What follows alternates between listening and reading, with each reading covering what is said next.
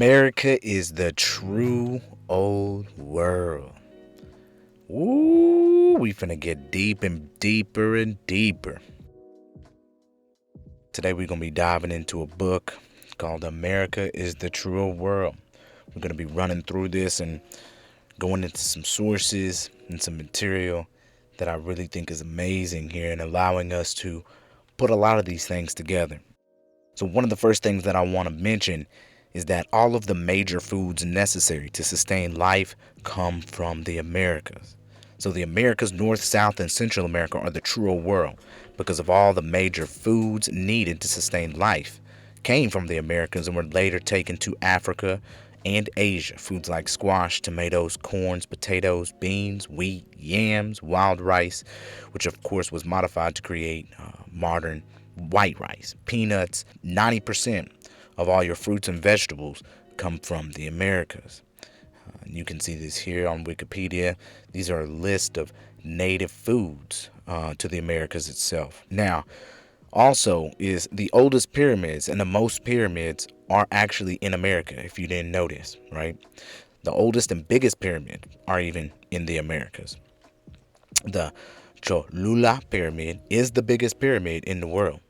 Its dimensions are 400 by 400 meters, and it has a total volume of 4.45 million cubic meters, and that's almost twice the size of the Great Pyramid of Giza. The Cholula pyramid is also a step pyramid, so we're dealing with a very ancient pyramid because step pyramids were the first pyramids. The pyramids in the Americas are all step pyramids, which were the first pyramids. According to Egyptologists, the step pyramid of Saqqara, the pyramid of Djoser, is the first pyramid that the Egyptians built, and it was dated around 2667 to 2648 BC, which was the third dynasty, which is over 4,700 years old. Egyptologists agree that the step pyramid of Saqqara, the pyramid of Djoser, was the first pyramid, because they agree that it is the archetype of all pyramids itself.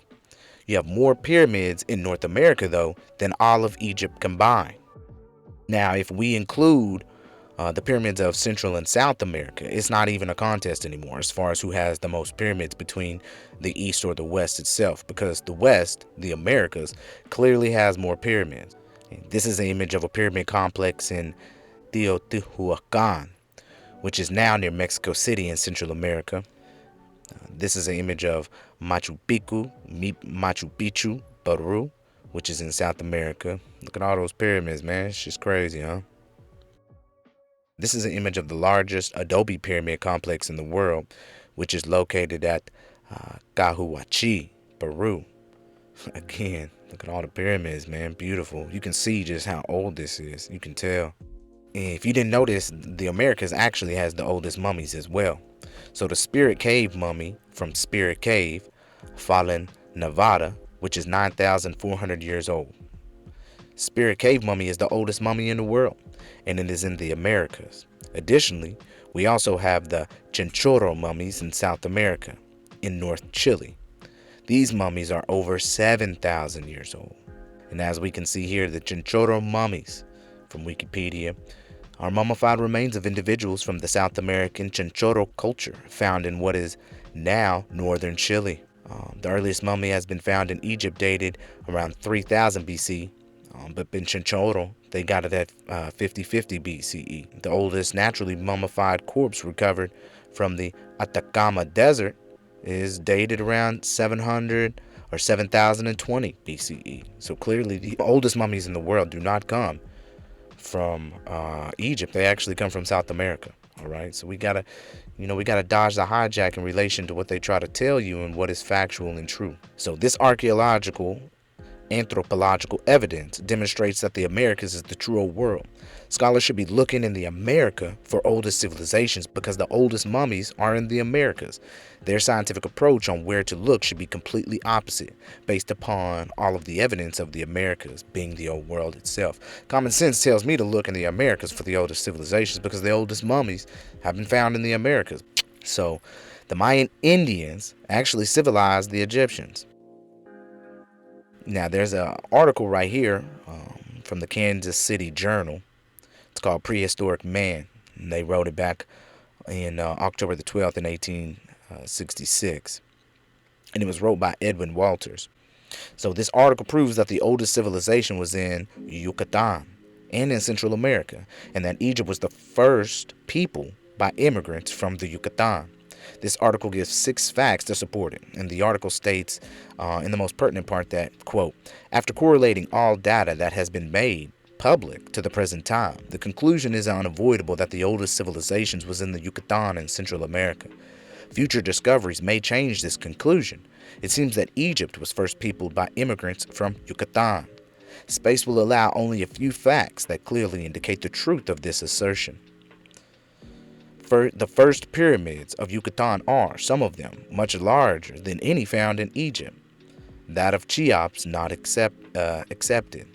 Second, the pyramids of Egypt bear structural evidences of having been modeled on those of the Yucatan, notably of the one at Coloma, which covers 23 acres. Third, the early Egyptians and the Mayas of the Yucatan had the same system of reckoning time, but the Mayas developed a system that was far superior, and which antedated that of Egypt. Fourth, the Mayas manufactured a cement that was of the same material as that of ancient Egypt. Fifth, the architecture of Yucatan is of the same general type as that of ancient Egypt, but it is finer and seems to have been a model that the Egyptians attempted to imitate. Sixth, the art of both countries, as displayed in their ceramics and architecture, is of the same type of school, that of the Yucatan being much more highly developed. According to one of these traditions, a portion of the Mayas, about 40,000 years ago, rebelled against the ruling king and finally withdrew to the north. This branch seems to have passed along the coast of the Gulf of Mexico and to have reached Louisiana and the lower Mississippi Valley between 30,000 and 35,000 years ago. It continues by saying, and a few years ago, some caissons were sunk for bridge piers on Bayou La Forche, Louisiana, at a depth of about 62 feet. Some graves were uncovered. You hear that? At 62 feet, man, below. They had been made on the sandy beach of the Gulf of Mexico and had been covered with oyster shells. This present coast is about 110 miles from that point. The average thickness of the freshwater mud, so far as surveyed, is not less than 40 feet from this point to the Gulf Coast.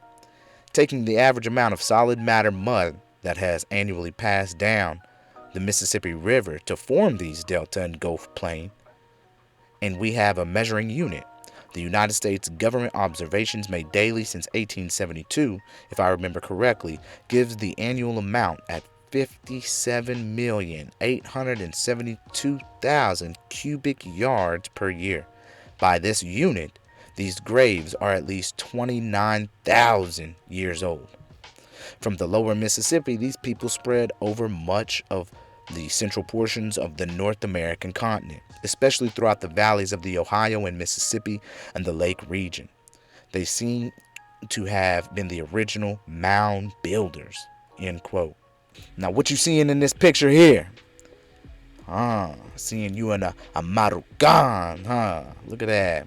Look at that hair. Look at them beady hair, that curly hair, That swarthy skin. But what else we seeing? We seeing some corn. Looking like some corn, Yes.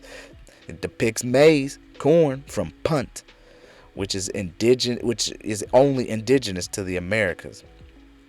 And y'all seeing now, the Americas is the oldest landmass, bruh. There's no cap to that. So, further evidence will support, or to support the said article, can be found in the book Queen Mu and the Egyptian Sphinx by Augustus Le Plessis. The Mayas were the ancestors of the Egyptians. Quote, like the Mayas, the Egyptians regarded the West as the region of darkness, the place where the souls of the dead returned to the bosom of their ancestors in the realm of Amenti. There, King Osiris sat on a throne in the midst of the waters. There, also, It was that Thoth, Thoth, huh? Who we talking about? Thoth, huh?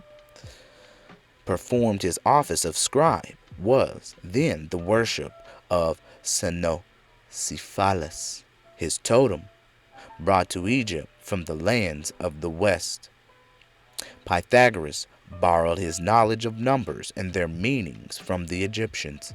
These received their science from the Mayans, those civilized strangers, their ancestors, who in remote ages, coming from the east and from the west, had settled and brought civilization to the banks of the Nile.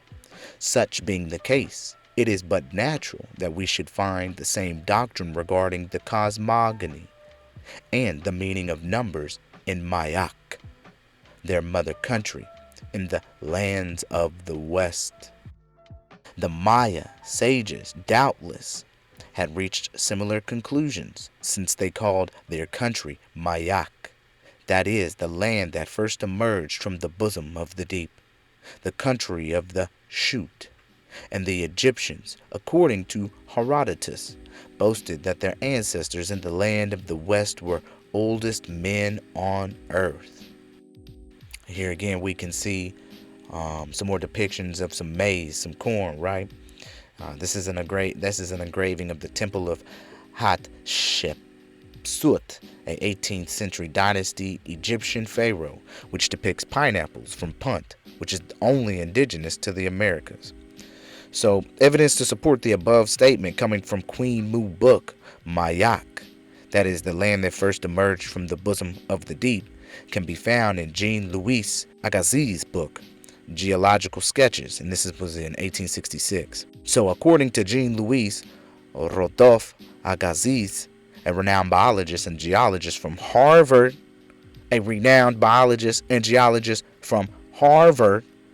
America is the old world.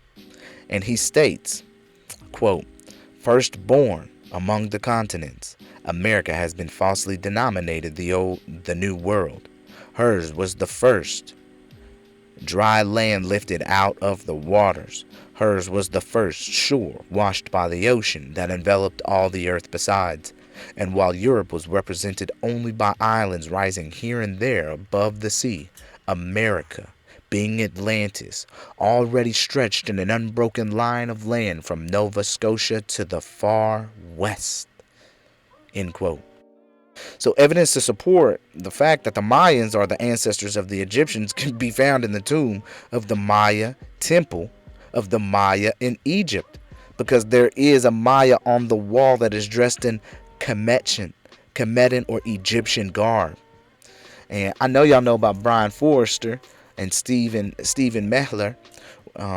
Here, I'm going to show y'all the video right here. Check it out. Of 1997 would be, he said, he would show us evidence of a Mayan temple in Egypt. Mayan as in culture. Exactly. And I said, this I never heard of. No, it's not in any text. No one has ever mentioned. Okay, we came here. This was arranged differently then. A lot of this is new construction. It was not this way in 1997. First of all, I looked on the wall. Behind you see that is Maya, but he looks typically Commissioned.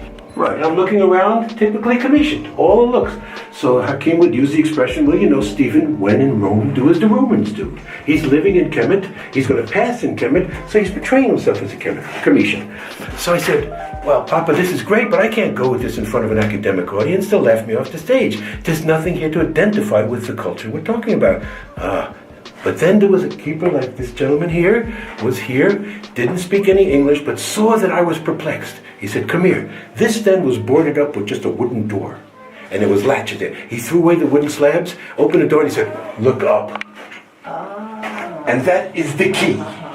Took a picture in 1997, sent it to Mayan daykeeper Hanbat's men. He said he recognizes this as the language of the Itza people, whereas Chichen Itza, he said, is an ancient language.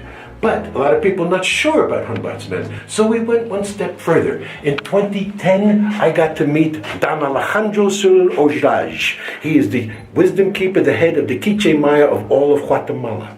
I showed him this picture, and his eyes went as big as saucers. And he said to me, that is the language of my ancestors. That is a calendar.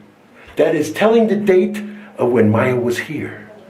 And how we can't read it, he can't even still read it, but he knows that the circles and squares and different colors, arrangements, and the spokes in the wheel are indications of a date. So, this has never been discussed by any Egyptologist. They cannot put this in a Commission context. There is nothing, or maybe there is others that Yusuf has seen, but there's nothing like this in the rest of Egypt. So, Mayan elders recognize this as part of their culture. So now the key is, Maya, the word is a title. Men and women had the title. Very interesting because we've talked about the difference between Egyptian Arabic and other Arabic. In Egypt, one of the key words for water is Maya. It is not pronounced the same way in any other Arabic country. If you went to Saudi Arabia, they would say Ma or Meh. Only in Egypt is it pronounced Maya. And it means water. So I asked Hakim, could the title Maya actually have meant he who came from across the water, or ones who came from across the water? He said yes. So here is what we call diffusionism archaeology, diffusionism anthropology, saying that there had to be cultural contact between these individuals thousands of miles across the sea. And this is the evidence that Hakim told us that there was a Mayan living in Egypt 3,300 years ago. Let somebody else define that for me and tell me that that is Commission or Egyptian or dynastic or anything else. So, as you can see, this video evidence proves contact between the two cultures. But I'm going to take it a step further by giving you Dr. Ivan van Sertima's book, They Came Before Columbus. Now, in Dr. Sertima's said book, he demonstrates contact between Egypt and the Americas with evidence of all the agricultural trade for items like tobacco, cocaine, maize, corn, pineapples, etc. And of course, all of which I just spoke about are only native to the Americas. So there was definitely contact between South American Indians and the Egyptians. And I strongly believe that Punt was in South America. I strongly believe this because the Egyptians do come from Punt, Ethiopian, and both nations, right? Maya and Egyptians did trading, commerce, and business together, which is evident when you look at the Pharaoh Hatshepsut's temple engraving, which depicts a maize or corn, cob, and a pineapple. Okay, both of which are indigenous to the Americas. But you also got to remember the hijack in relation to Ethiopia or Ethiopian. You know, a lot of the times, at least nowadays, our understanding of Ethiopian or Ethiopian is like a country. But back then, it meant one who was of dark skin, burnt skin, right? Just a dark person.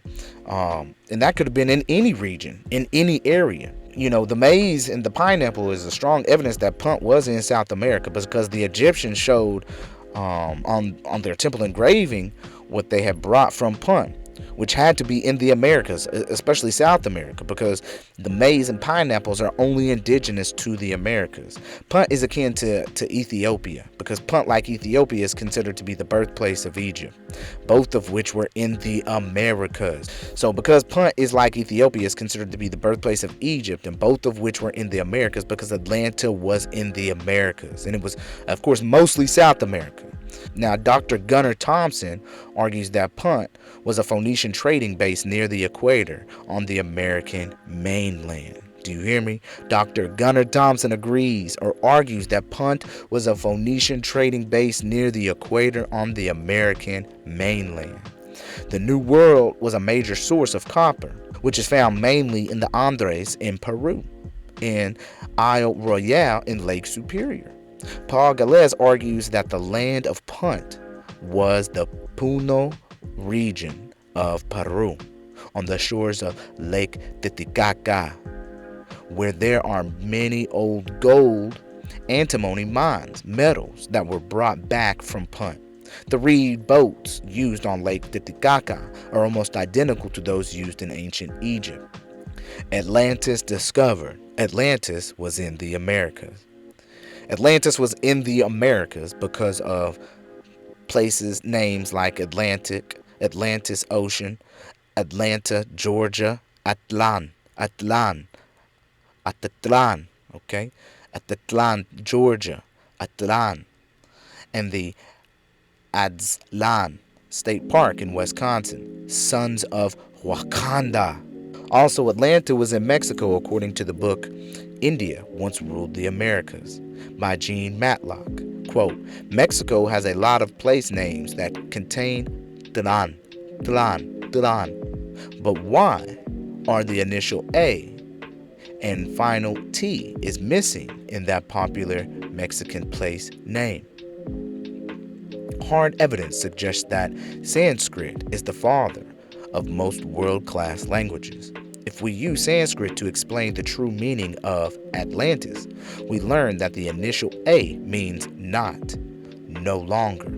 The final T, or tis, derives from the Sanskrit desa, des, or tes, meaning nation. Atlantis means no longer the Tlan or Dalan nation. When Atlantis sank under the ocean named after it, it certainly ceased to exist. However, the westernmost extreme of Atlantis, which is Mexico, is still above water. It continues to be Tolan or Tlan. So now that we have established the meaning of the initial A and final tis in Atlantis, we must search for the meaning of Tlan or Dolan. In Sanskrit, Talan equals surface, a place on the surface. The N refers to the people living on this surface. A, not or no longer. Talan, on the surface. Tes or des, nation, land. Tlan or Tolan, Mexico, is the part that remained above water. Even in Nuatla,